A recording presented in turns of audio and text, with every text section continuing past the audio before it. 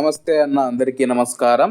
ఈరోజు మనము కడప సిద్ధవటం పెన్నా నది అన్నమాట. సిద్ధవటం ఏటంటారు కదా, ఆడైతే ఉన్నామన్నమాట. సుడిగుండాలు చూడండి ఎలా వస్తూ ఉన్నాయో, నీళ్లు పైకి కిందికి పైకి కిందికి అయితే వస్తూ ఉన్నాయి. అలాగే మొత్తం సిద్ధవటం ఏటు మనం చూసుకుంటే కలకల్లాడుతూ ఉంది. పైన బాగా వానలు పడడంతో అయితే కిందికి నీళ్ళనైతే వదిలారనమాట. నీళ్ళు అయితే చూడండి పుష్కలంగా అయితే ఉన్నాయన్నమాట.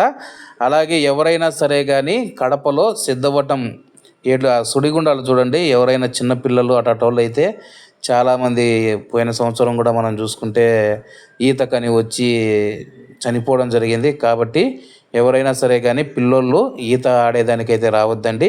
ఆగస్టు 27 నుంచి మనకు వినాయక చవితి కూడా ప్రారంభం కాబోతుంది. కాబట్టి మనము వినాయకమయ్య నిమజ్జనం చేయాలన్నా కానీ నీళ్ళైతే ఉన్నాయన్నమాట. నీళ్లు చూడండి మొత్తము పైనుంచి కింది వరకు అయితే పాడుతున్నాయి. పూర్తి వీడియో చూడండి, పెడతాను.